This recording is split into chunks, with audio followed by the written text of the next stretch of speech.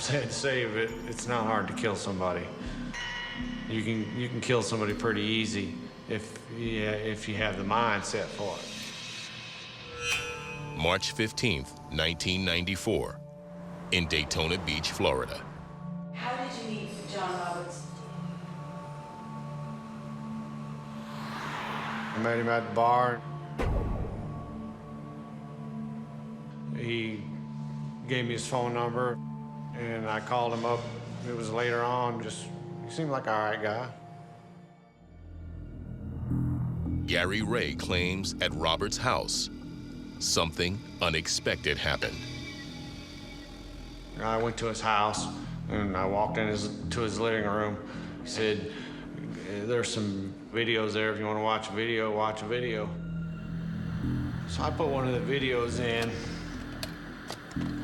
What came on the screen, it shocked me.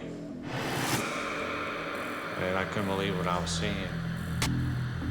It just totally freaked me out.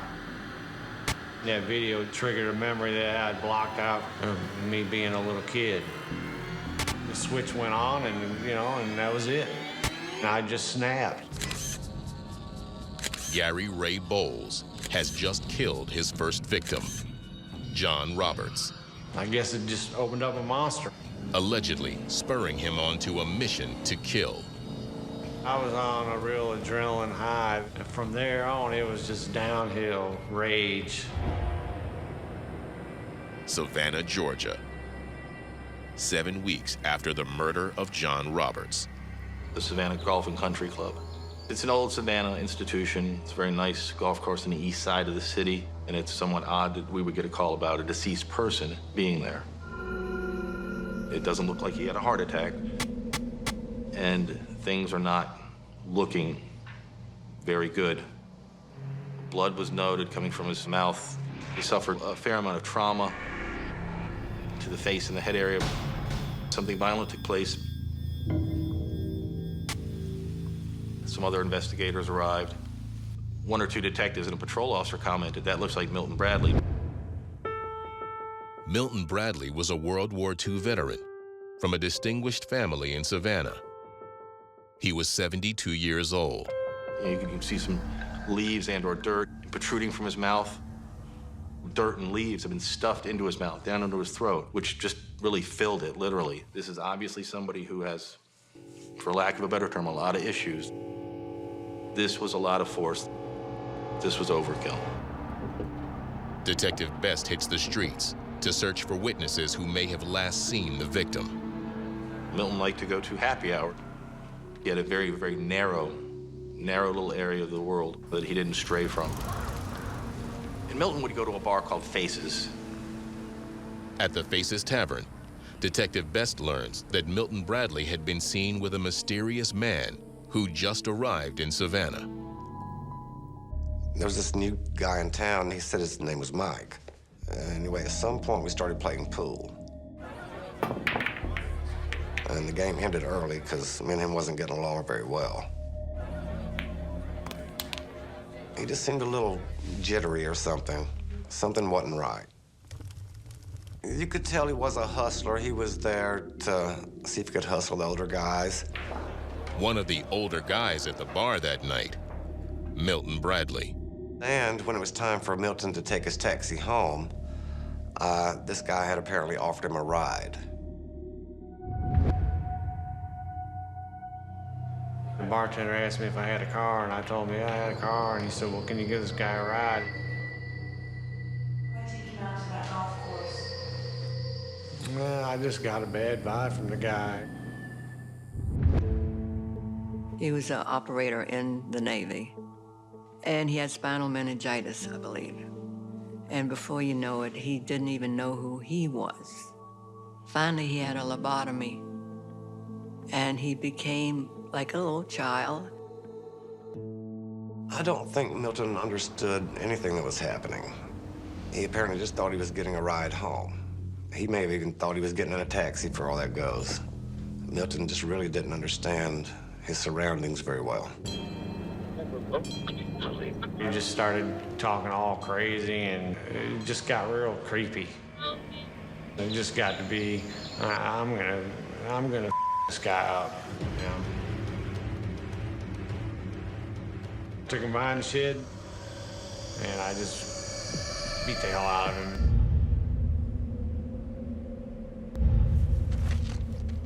Stuffed his mouth full of dirt and left him. How'd you feel afterwards leaving his body behind? I don't know, I felt all right, you know. There's not really a way to describe it, you know, it just, I guess, relief. I felt the signature was something stuffed in the mouth. But colleagues in the department think this rookie homicide detective's theory is far-fetched. To be polite, some people had their own sense of cynicism that the suspect could be a serial offender. But I've got feelings said we're close to I-95. Interstate 95 factors in this. If he's killing easy targets or gay men who a lot of times don't report crime, this could be a serial offender. Acting on his hunch, Detective Best sends out a regional teletype alerting law enforcement across the Southeast to contact him with similar homicides.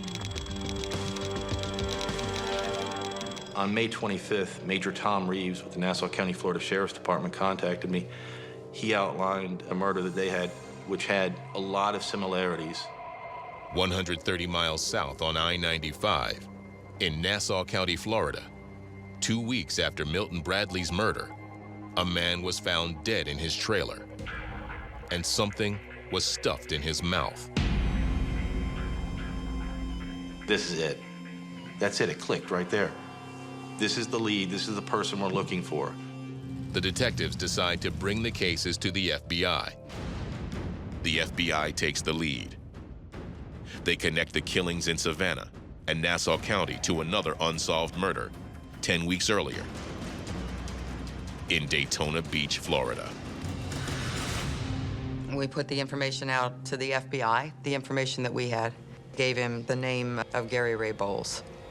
Gary Ray Bowles. Gary Ray Bowles. But what the FBI doesn't know is that in the moments after his last murder in Nassau County, Gary Ray Bowles vanished into thin air. Right after I killed him, I started searching his place, you know, to see what I could find to take with me. And I found that wallet in his closet. The wallet belongs to an acquaintance of the victim, a man named Timothy Whitfield. Had his driver's license, birth certificate, social security card. I wasn't gonna carry my ID around with my name on it, knowing that the police were looking for me. So I took the birth certificate and social security card. I took it down to the DMV and I told them I lost my driver's license, and I basically became Timothy Ronald Whitfield.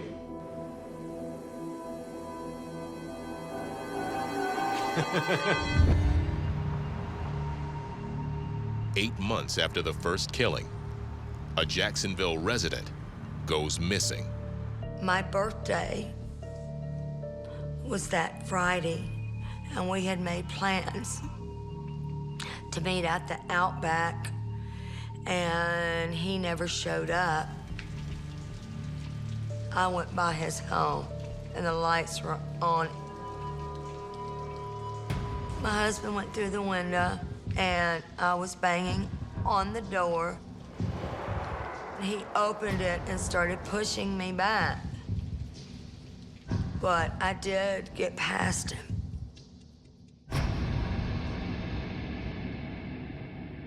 She finds the body of her brother, 42-year-old Walter Jamel Hinton, a floral designer who lived alone. Detective J.P. Collins responds to the scene. The victim appears to have blunt force trauma to the head, and Collins finds a twisted detail. He was face up, and he had a, what I can remember is a ruby red rag stuffed in his mouth, which started sparking my mind to that pamphlet I first read. And I said, you know what? This is Gary Ray Bowles. But on a dresser, Collins finds another lead. It was a pay stub, a Ameriforce labor pool, I believe it was, and it had a name on it, Timothy Ronald Whitfield. I had a name. That's better than nothing whatsoever. So I had a name and I had somewhere to look. Police contact the labor pool looking for Whitfield. The next day, they get a call that he's there. And I'm at the labor pool and the cops come in there and they say, "Are you Timothy Whitfield?" And I told them, yeah. They said, "We want to talk to you and we want to question you about this." And they took me down to the police station. He may have nothing to do with this homicide whatsoever. He shows up and we question him. He started telling me details. I believe it was about picking up his clothes, a reason to come back to the trailer, and it wasn't correct. It wasn't what he had told me before. And that's when I stopped him and I said, "Stop. I told you not to lie to me. Don't lie to me and tell me the truth."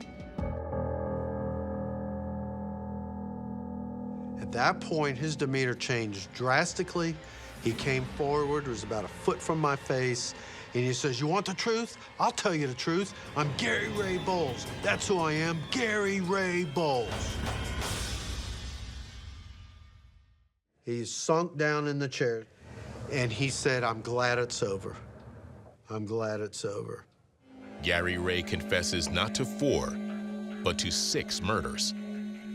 Jacksonville, Florida, Savannah, Georgia, Nassau County, Florida, and 2 more unsolved murders in Atlanta and Maryland. And the one where it all started, Daytona Beach. After pleading guilty to 6 murders, Gary Ray Bowles was sentenced to death and has spent the last 15 years on death row.